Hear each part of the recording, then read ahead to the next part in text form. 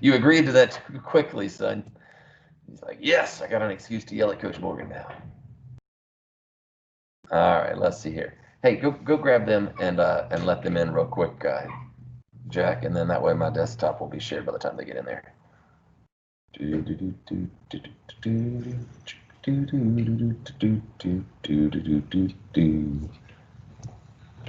Awesome. What's up, George? Ready to roll? Oh, sporting your Tigers mask today. They had a big win. First time they've beaten that team since. Well, I know they lost the last 13 matches, but matchups. But I think that's the first time they've beaten them in like 20 years, if not more. So that's a good win. Good win indeed. Even though the win came from a missed field goal opportunity from the other team, but that's all right. All right. What we were saying: y equals mx plus b. We like it because y is by itself. In the other examples earlier in this lesson, when we were going through and we were talking about solving a two-variable equation, one of the ways that we were talking about finding those solutions is plugging in values, right? Let's see here, where was that? Yeah, we were in part B right there. We were saying, are these solutions to the equation? And we had to plug in an x and a y, an x and a y, and we were doing some arithmetic up here because neither variable was already solved for. Okay. However, if we've got it in y equals mx plus b form, it's going to be much easier. All I'll have to do is just plug in the variable for x, the value for x, and see what cooks up for y. We said that m stands for our what? Our slope, and b stands for the y-intercept. Excellent. We've got to know that, fellas. We've absolutely got to know that. So if you didn't write that down, I got it color-coded for you there in yellow. M is the slope.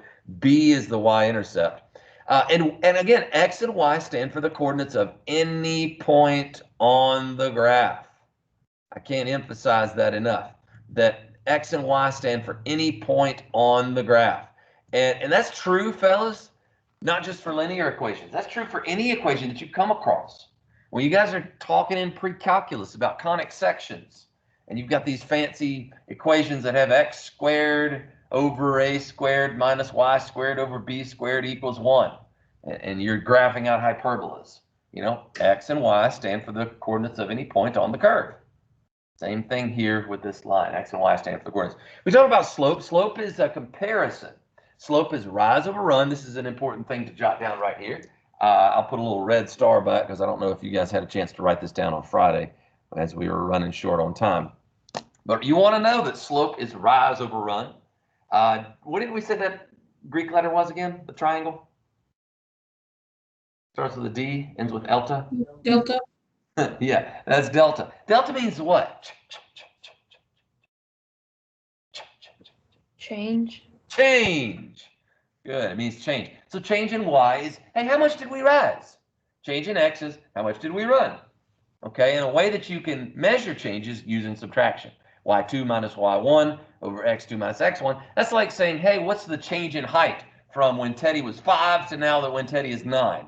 Well, how would I measure the change in his height from those two ages? Subtract. I would subtract his height from when he's 9 minus his height from when he was 5, and I would get the amount of change. So when we measure change, we oftentimes will use subtraction. The subscripts here are just a way of naming the second y coordinate, the first y coordinate, the second x coordinate, the first x coordinate. Okay, and what that looks like graphically, again, not to beat a dead horse here because we will talk about this later on. Here's the first point, and here's the second point, right? And suppose that that's a line, and I wanted to measure the slope of that line.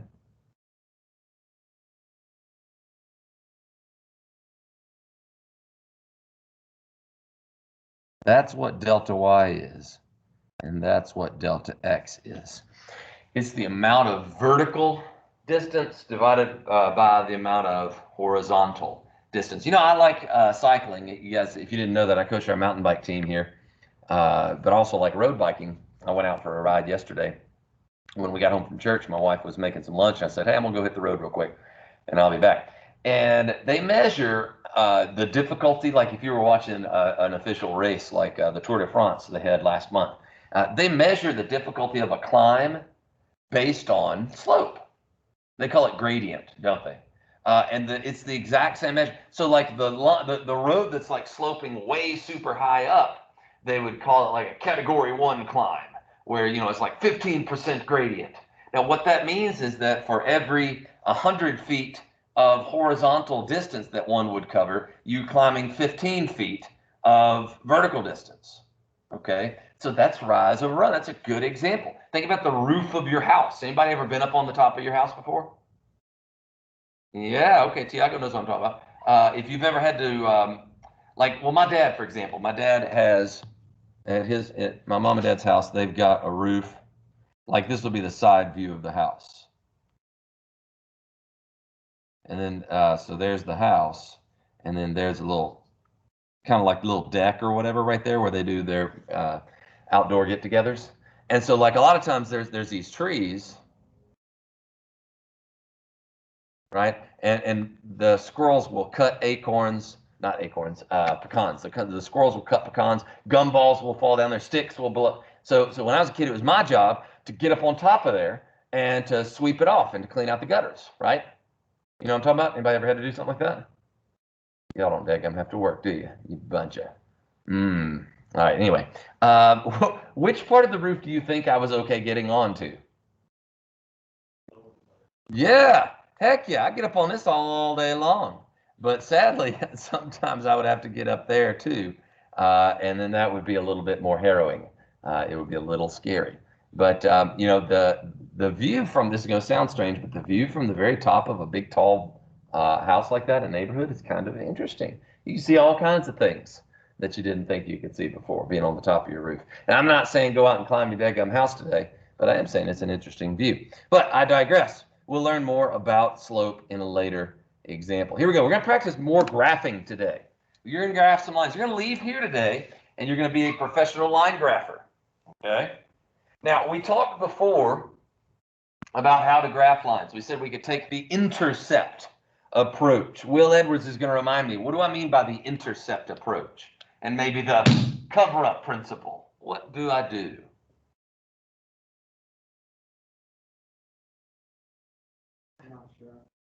All right, let's see if Nate remembers. Nate, do you remember what we do to find for instance, help me find the x-intercept. Where, oh where, on this x-axis does my line cross through it? How can I find that out? Is that because you see the coefficient right there in front of x? Okay, is that because you see the coefficient there in front of y? Or do we know for sure? Not sure. Okay, it's not a problem. If you're not sure, that's okay. Let me ask somebody at home. What do you know about the x-intercept? What coordinate do you know about all x-intercepts? Tiago?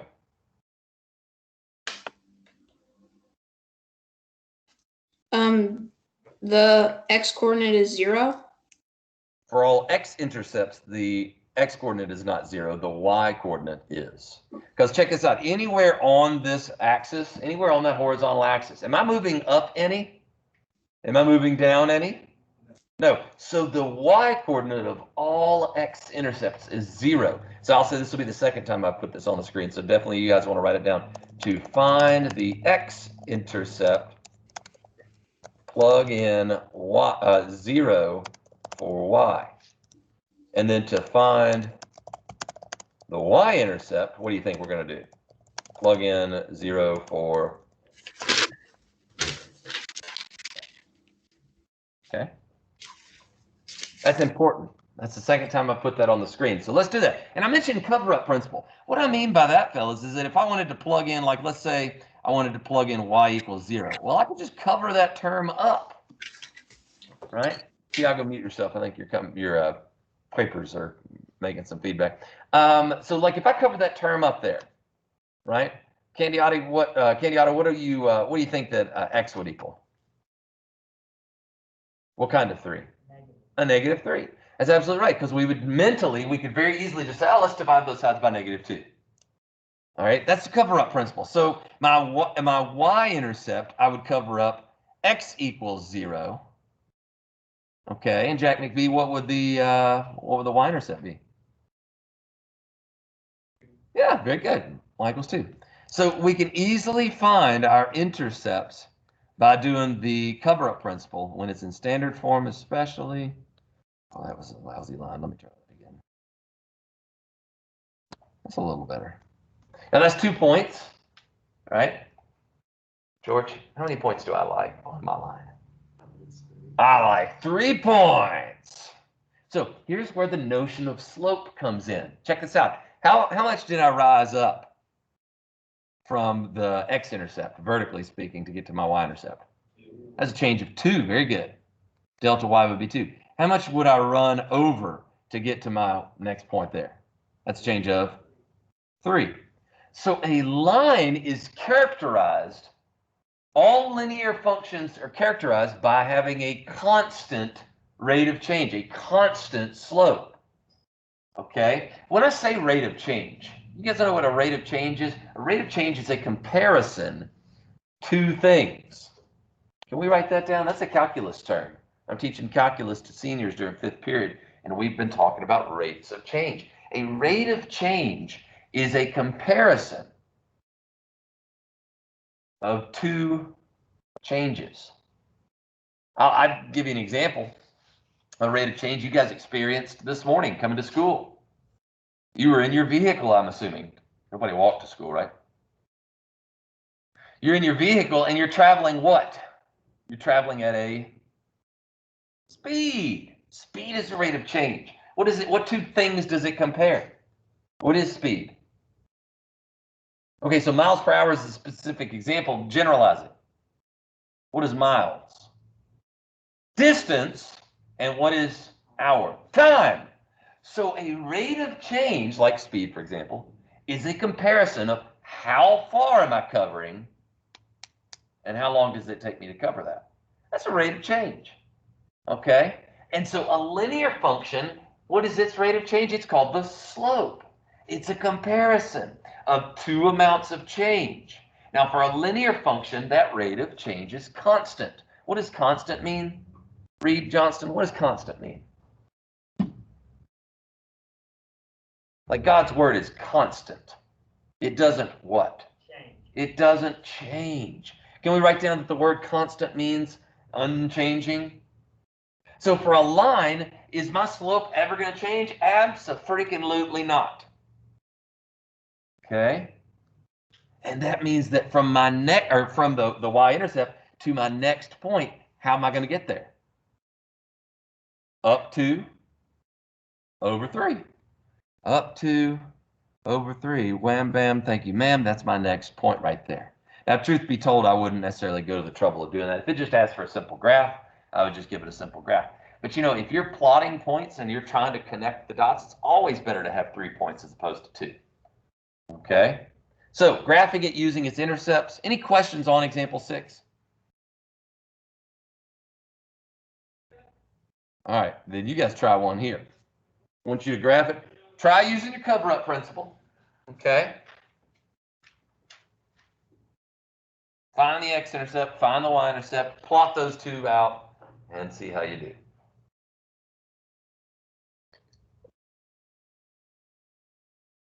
Lewis and Luke and Paul, how come y'all's cameras are turned off?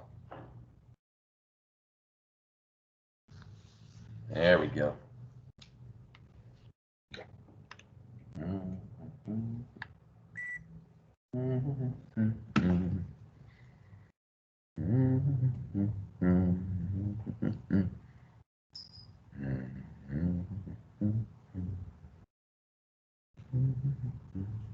Yeah, give me a second, I'll get this out of the way.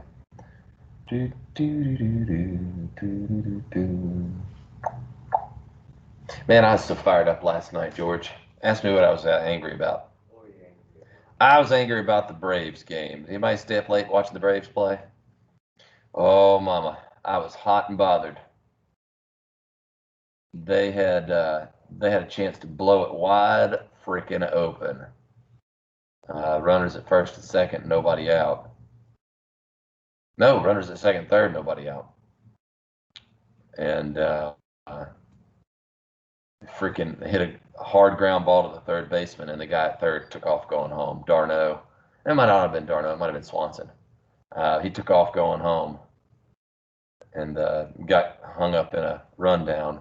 And then the third baseman, Riley, after homeboy gets tagged out trying to go home, they whip around, they throw it to third, and he got caught trying to go to third. So it's a double play. They ran themselves out of the inning, and then from that point forward, the Dodgers just had all the momentum.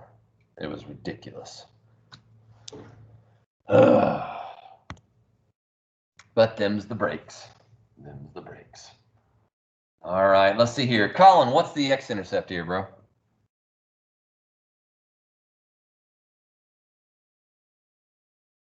Kozlowski.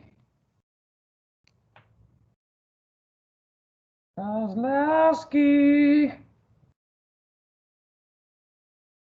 You might be the one whose microphone's jacked up. Can you type it real quick in the conversation?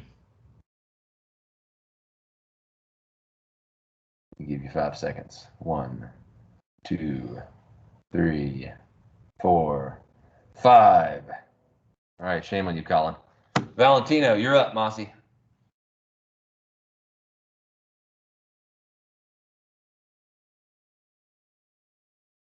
Earth to Valentino. All right, somebody here in class take them, tell me what the x-intercept is. Just call it out. I don't care. 3. That's right, 3's company. So we got 3 as our x-intercept. Get on there. All right, Kozlowski, you said 4, but I don't, boy, son. Where'd you put it in that chat for? I couldn't see it. You got to put it in the conversation of the actual team's meeting next time. That's all right. The way that we get the x-intercept is not by looking at. That's a good point that Colin brings up here. I want to make sure everybody's swoofed on this. You don't find it by just looking at the coefficient. Okay. Oh, there it is. I see now. It did show up in the chat. My apologies. You don't find it by just looking at the coefficient, because in essence, what we're doing is when we plug in y equals 0, we are solving this equation that I've got written up there in green. Now, the cover-up principle makes it a little bit easier, but the way you could look at it is you can say, well, 3 times 0 is 0. That term becomes negligible, so we got 4x equals 12. Divide both sides by 4, and we get x equals 3. Now, truth be told, should we all be able to do that in our heads? Nod and say yes. Yes, sir. That's not a brain buster. Okay. How about the, Luke, you want to find the y-intercept? 4. What kind of 4? Negative 4. Are you sure? No, positive 4. I'm messing with you. Playing mind games now, boy. All right, look what I'm doing here in orange. Okay. So again, from the last example where we typed in to find, so I asked Luke here to find the y-intercept, where we typed in, hey, to find the y-intercept, let x be 0. Because I'm looking on this axis right there. I'm not moving any to the left. I'm not moving any to the right. I'm looking on that axis. I want to let x be 0. All right. So that first term becomes negligible. We could throw it away. We could cover it up, what have you. And then, Luke, what would my last step be here? What do I do to both sides to get y by itself? Divide by 3. Divide by what kind of 3? Negative 3. Yeah. Okay, so that's the important point.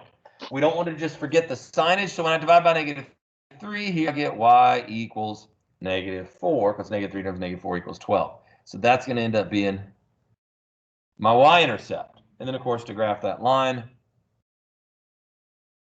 we would just connect the dots, okay? I wouldn't necessarily require you guys to make another point on that one. That's fine, not a big deal. But generally speaking, that would be how we would graph it using intercepts. All right, so very good. Thank you, Luke. And thank you, Colin. Any questions that you guys have so far? Everybody good? Everybody straight? No pun intended? Because we're talking about lines. We're talking about lines. Oh! Coach Morgan, What? when we add in a third point, is that just replacing the y variable with a different number? Yes, absolutely. Who am I talking to, by the way? Who's asking this? Joe. Oh, I see you now, Joe. Yeah. So like, you know what, Joe? Let's go back to talk about this. Suppose I wanted to be persnickety and ask for that third point. We can do it one of two ways. Okay. we could follow the slope, right? That pattern, go rise over run. So we go up 4 and over 3. So we go up 1, 2, 3, 4. I'd have to make a new, an extra tick mark over here. We go 1, 2, 3. And that probably, I'd want to straighten my line up a little bit. 1, 2, 3. And then that way, let's see, ooh, that was bad. You guys doing this on paper have a much easier job. I know that line's kind of crooked, but whatever. So like that's one option that Joe just asked about, where we could use slope. Another option is just to plug in some rando value and to say, all right, well, what is y when x is bleh? Now, this is where you get yourself in trouble if you're not picking a smart value, because technically what we've been doing is we've been making an x and y table. You guys remember doing this last week? Right? And we were picking some values. Well, what did I pick for x? I let x be 0. And we found that y, I think Luke helped me with that one, we found that y was -4. If I let y be 0, typically we don't plug in y, we plug in x and figure out what y equals, but we could do it this way in reverse. We plugged in y equals 0, we found that x equals 3. Colin and I were talking about that. So if I wanted some third point, what I would need to do is I would need to assess the pattern on the table. Because if I tried plugging in something like 4 for x, 4 times 4 minus 3y equals 12 ain't going to quite get the job done. Because 4 times 4 is 16. Subtract 16 from both sides. You got -3y equals -4. Therefore, y equals 4/3. And while 4/3 is a point, technically, what is 4/3? 1 1/3, right? That would be that point right there. And that technically is graphed out correct. 4, 4/3. We don't like the tweeners, do we? What do I mean by tweeners? Yeah, non-integers. We don't like graphing non-integers. We want to graph out nice, neat integers. So what is that pattern? Let me strike through this one here on my chart. What is that pattern that I could assess between x and y? Let's see, from the first point, I went up 3. Well, technically to the right 3. So I increased my x value by 3. What would Will, what would my next smart x value be? Yeah, I'd increase it by 3 again. And therefore, what's happening to y? Y is also increasing, but it's increasing by quattro. So my next value would be 4, and that happens to be this point up here, 6, 4. So real good point that Joe brings up with this question. You know, if I'm looking for a third point, I can use my table of values and just plug in some rando value, but I might get non-integers as a result. Instead, I should be shooting for integers, and therefore I need to be smart and analyze the pattern. And what do we call that pattern again? Everybody. Everybody? Slope. All right, that's our pattern. It's slope. Okay. Good question, Joe. Anybody else with questions? Or we look at some special cases and wrap this lesson up. All right, here's a couple special cases. Everything we've been dealing with so far has been diagonal lines. You guys that are fans of Harry Potter, you might recognize the word diagonal from Diagon Alley. You guys know that? Diagonally? What about Nocturne Alley? Nocturnally? At night? Dark, bad, spooky? You guys don't even read freaking Harry Potter books. What is wrong with y'all?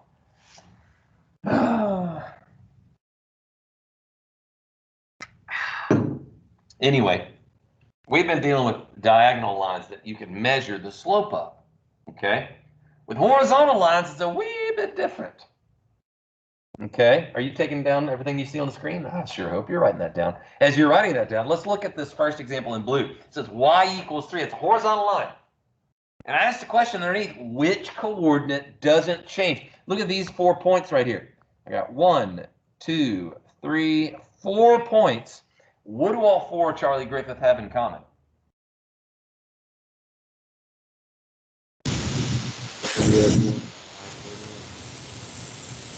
I'm just hearing a bunch of feedback, Chuck. Mute yourself. It's all good.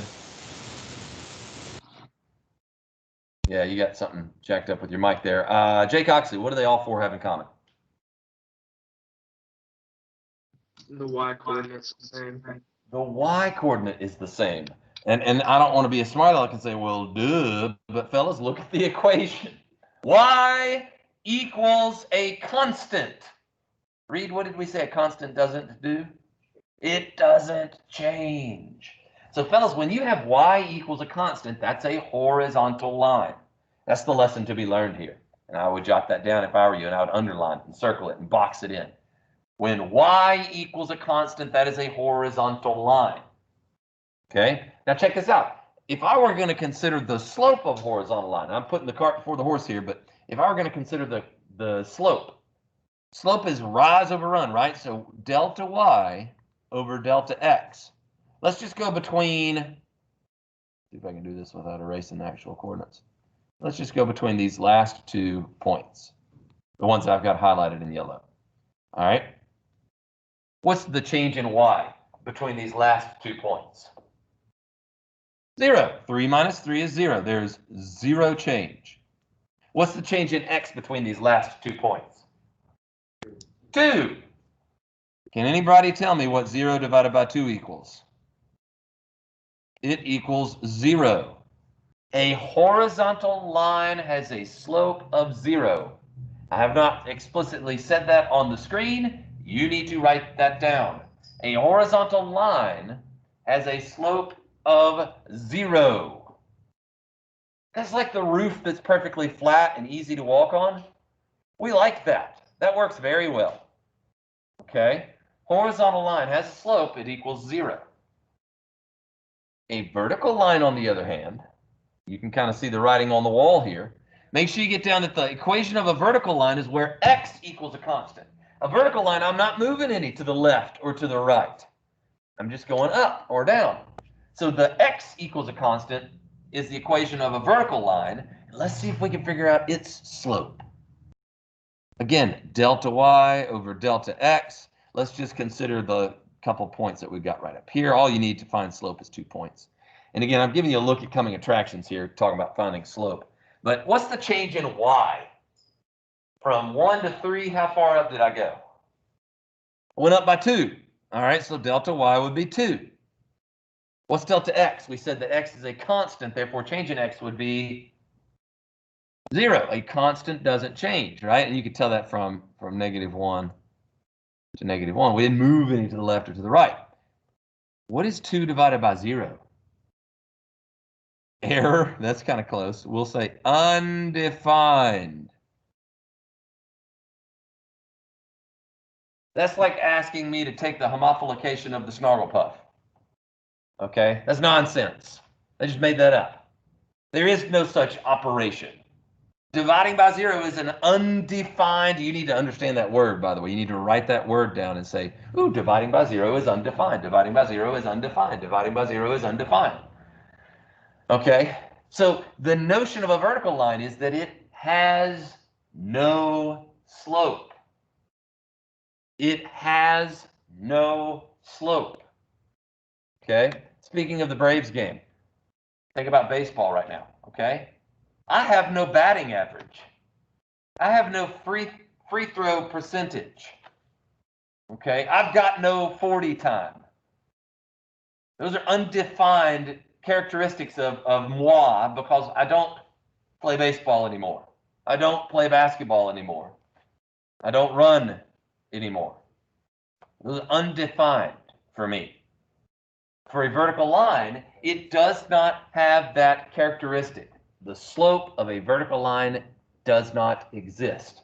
Now, here's the question I'll leave you with. Is that any different than saying a slope of 0? Yes. How many of you guys have bank accounts right now? Anybody got a bank account, savings account, checking account, whatever? You guys got it? All right. Alex and Tiago are my only money bags. Okay. Well, you know what? If you have a bank account with a balance of 0, that is very different than not having a bank account. Okay? That's a different circumstance. That's the same thing with horizontal lines and vertical lines. A horizontal line, does it have a slope? Yes, and that slope is 0. A vertical line, does it have a slope? No. Okay, and that's uber important. Again, these are some calculus concepts that you guys are first picking up on in your Algebra 1 lessons. Okay, so graphing lines, pretty straightforward. Again, no pun intended there. We'll move on to 3.2 tomorrow, and we'll talk a buttload about slope tomorrow. In the meantime, check Delta Math for me. I've been giving you guys some assignments on there. I don't know if you guys have been following along with them or not, but check them. Check deltamath.com for your homework assignment on graphing lines. And I hope you guys have a very pleasant day. Live Jesus in our hearts. Forever. All righty. Thank you so much. See y'all tomorrow. Bye, Coach Morgan. Mm-hmm. Mm-hmm. Mm-hmm.